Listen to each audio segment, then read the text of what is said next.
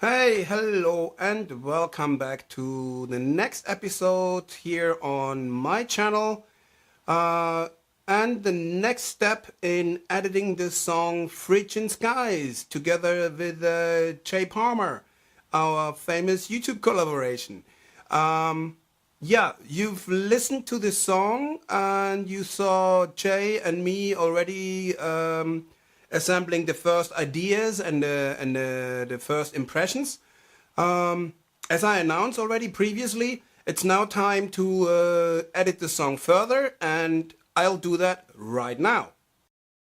So here we are in the Logic screen. I work with Logic, and yeah, I'm currently looking into how to smoothen things up so that the transitions from the different parts work a little bit nicer together, so that it doesn't sound like what you can see here actually, just like some blocks glued together. So okay, here in the top, you can see here that's the main part, the E Phrygian. These blocks here is the D minor.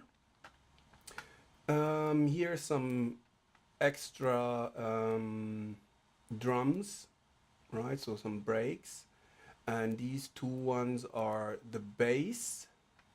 And here in the bottom, you see from Jay the pilot track that he transferred to me. What you just watched in the other video, actually what he had recorded. So I have the pilot track down here.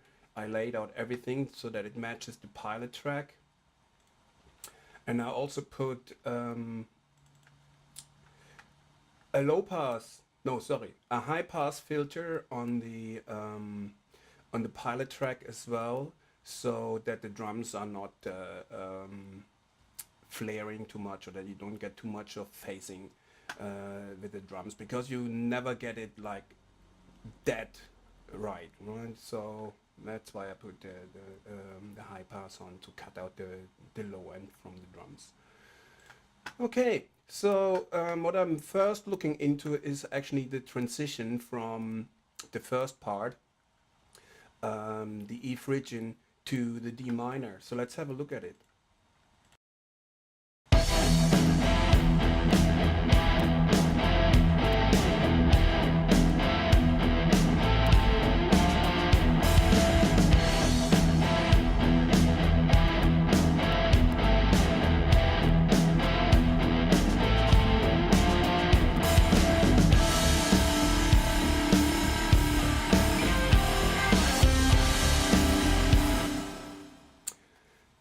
Yeah, so here you can hear the problem that we have, right? So it comes out of the first part, and then it just goes straight without any transition um, into into the second part, into the D minor, and that is just sounds static. So we have to do something about it. I think I have to come up with a guitar track, so that the last two, those two, right? So these are the guitars. They're doubled. They're left and right. So that the last round of that blends better into the D minor. That's one thing, and also the drum track I don't like as well. There should be a bit more pronounced drum break as well. So I think I'll do that first, do something with the drums, and then I'll continue with the guitars. So let's have a look at the possible fills that we could use here that are a little bit more pronounced.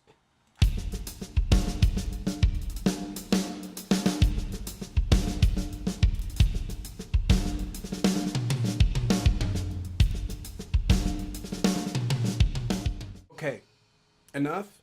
I think I like the 4. Let's see how the 4 blends in.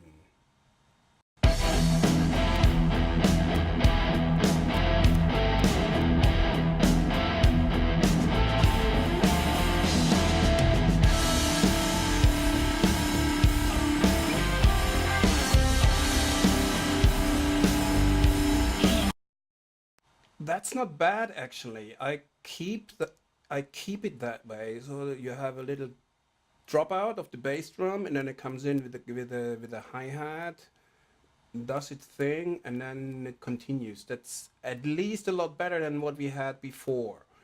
Um, yeah, I'm going to keep that for now. You probably can hear already that with this more pronounced drum break, the whole thing sounds a fair amount smoother already. So that's actually not that bad. Right, so the problem here is how do we get from E Phrygian into D minor? The E Phrygian is pretty prone, pretty dominant, and so it's not that easy to get to D minor smoothly, even though they are closely related, because you have to introduce the next harmony, like the D minor, to the listener. So that's actually the challenge here. So let's have a look where we are coming out. So I'll grab my guitar. So we're coming out of the E Phrygian. I played it quickly for you.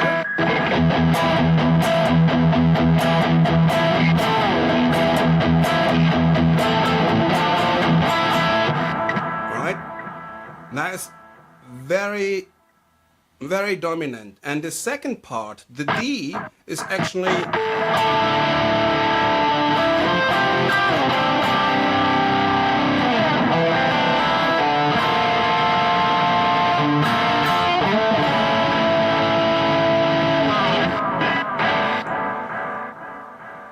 a lot smoother. Basically, it's just like chords, like almost strumming, right? So there we have to look how we blend that. The thing is, what D minor and E Phrygian have in common is actually the F major, and that's here.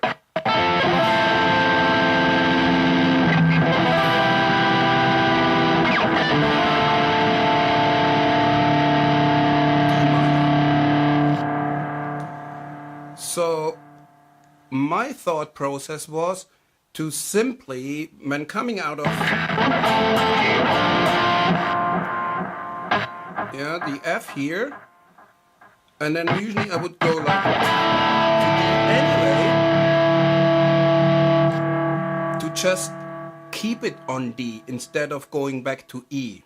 All right, something like that.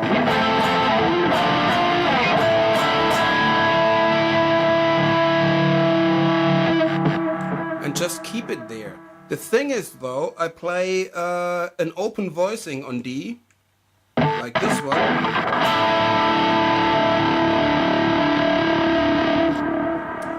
So the best idea in that case probably is to actually go to that voicing. So coming out of the E Phrygian,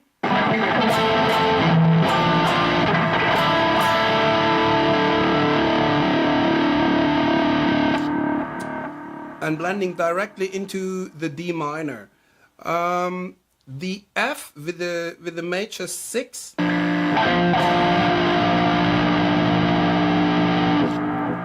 I don't like so much, so I'll swap it for a 9 actually. So I play instead 6. I play.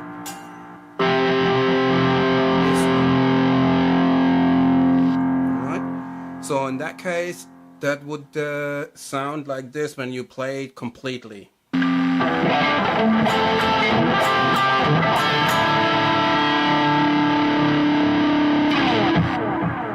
Let's try the full sequence. I hope I'll be able to play it without errors. Let's have a look.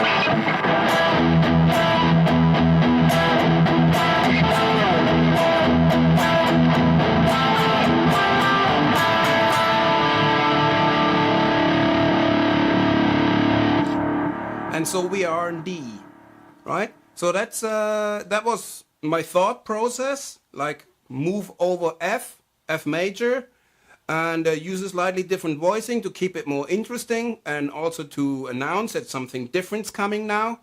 And then just let the D basically ring to blend it better. Yeah, that was basically it. Let's just go and record it. That's, I think, best thing to do. As you can see here now, I have recorded the guitars again for the last part to get a better transition to the D. Now let's listen if that does the job.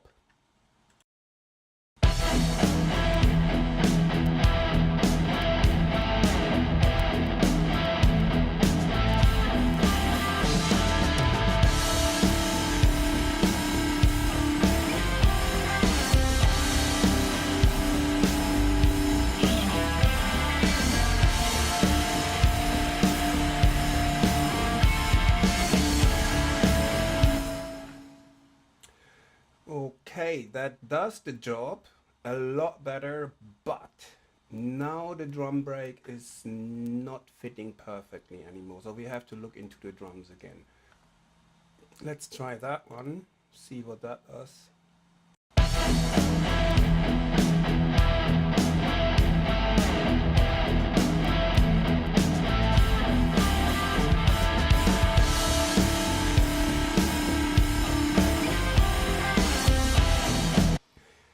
I like how the bass drum stumbles now in the last beat. I keep it like that. That is okay. So that's yeah, you can live with that. So the next part is also tricky because we are now in D. We successfully managed to get back to into D. Now we have to get out and back into the E Phrygian again, and yeah, that is a little more tricky. But again, I'll try to move over the F major again. So I always blend it with the F major. So we're coming out of the D with the this is the last chord basically. Yeah, and then it goes into a dominant 7. It's basically E dominant 7. No, not E, A dominant 7, sorry for that. It's like to resolve it. So my thought process was go from the D into an A minor, into an F, and then into the E. Sort of like that. Alright? Of course, these are the open singer-songwriter kind of chords, so we have to play it in a more rock kind of fashion. So let's see how we can incorporate that.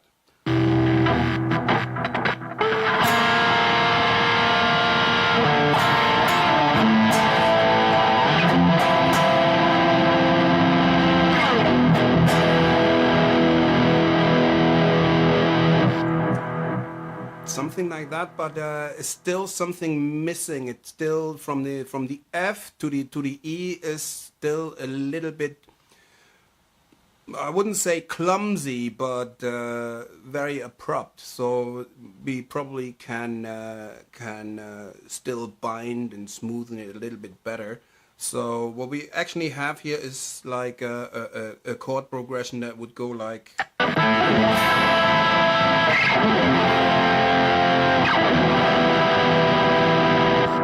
And we could actually incorporate a G as well, like a G major. Then we have a classic flamenco style chord progression.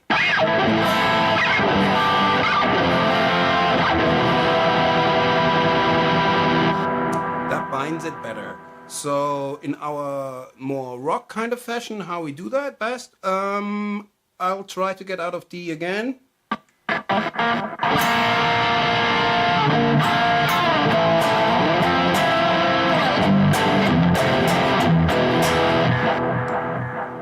So that was my thought process behind going back from D into the E Phrygian, right? So that what was going on. So let's play the whole thing and see if it blends nicely.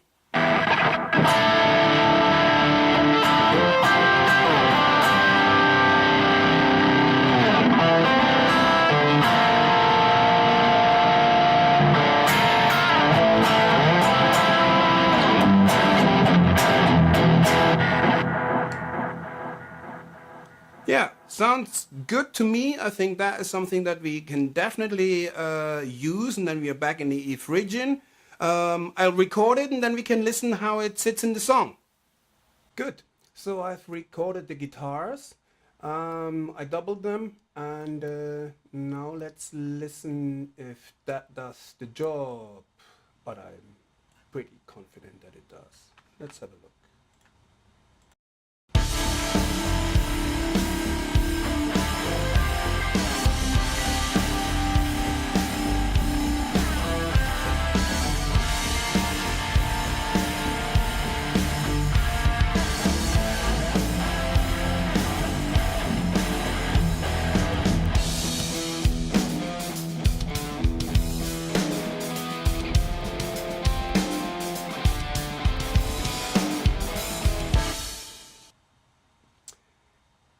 Perfect.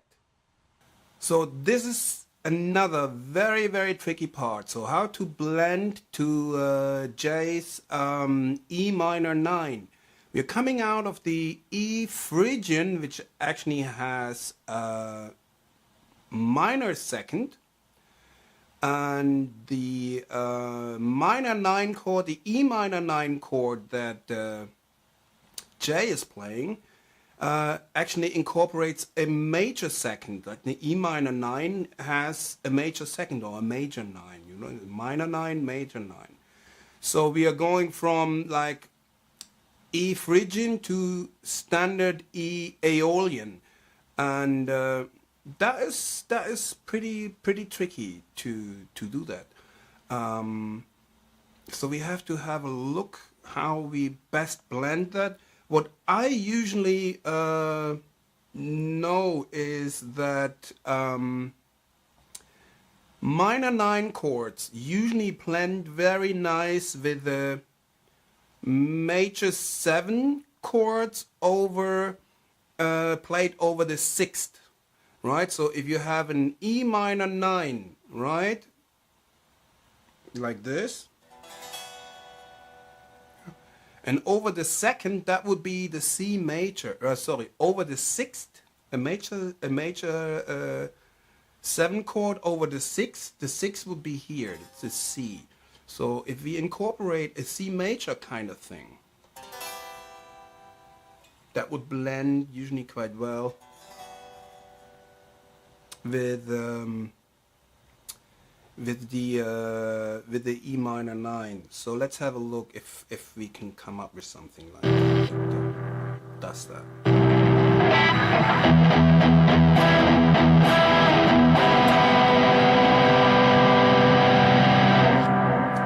So that would be the C major 7 played as sort of a power chord.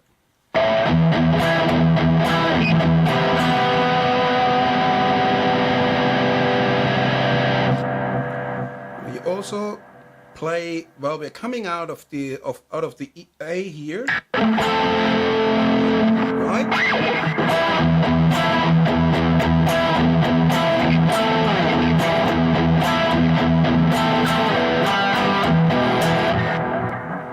Something like that, okay? We can maybe blend it a little bit better still. By going over, let's have a look. We're coming out of here.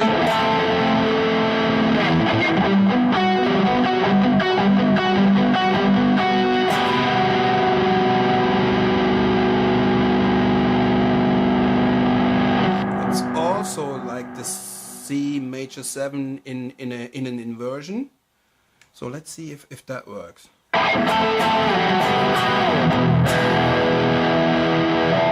It makes it a bit easier to play, right? Let's try that again. and then end it. Very nice sequence. I really like that one. Let's see how it blends when you play the whole thing.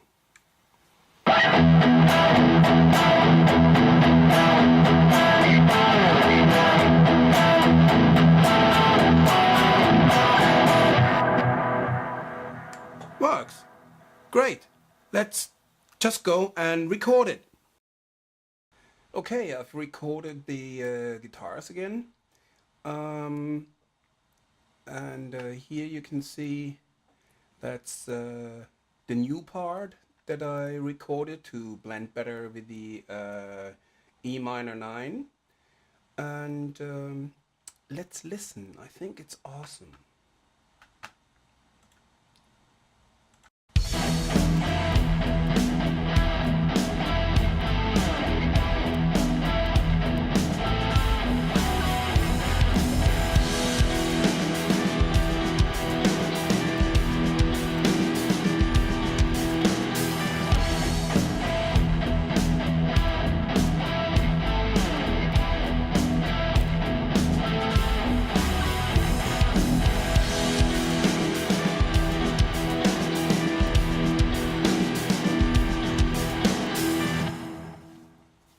It's obviously way too loud, but that it's a question to mix it later. But it blends really, really good. Right, I like that so much that I just thought it might be feasible to double it with another rhythm guitar that plays a slightly different voicing to pronounce the C major even more, to give it even more this C major or open E minor 9 kind of blend. We could actually incorporate the the minor 9 even more. So we're coming out of the E. The C major here.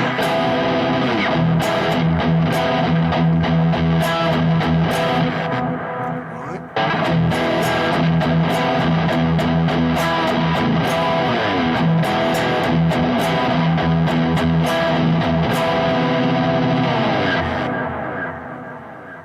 I think that would sound amazing.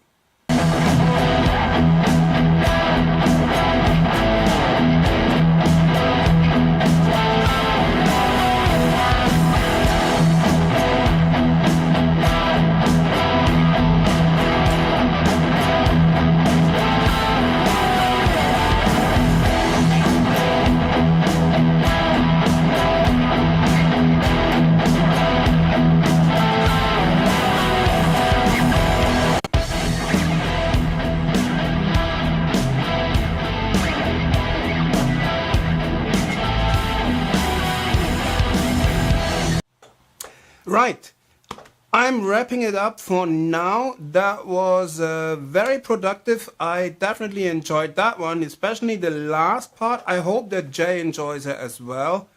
It deviates a little bit from the theme, which was Phrygian, but therefore it blends wonderfully in Jay's part with the E minor 9. So we have like different transitions now, so we can basically move the different song parts around and then see what we do with it. Whether we have the E minor 9 as a verse or as an intermediate part.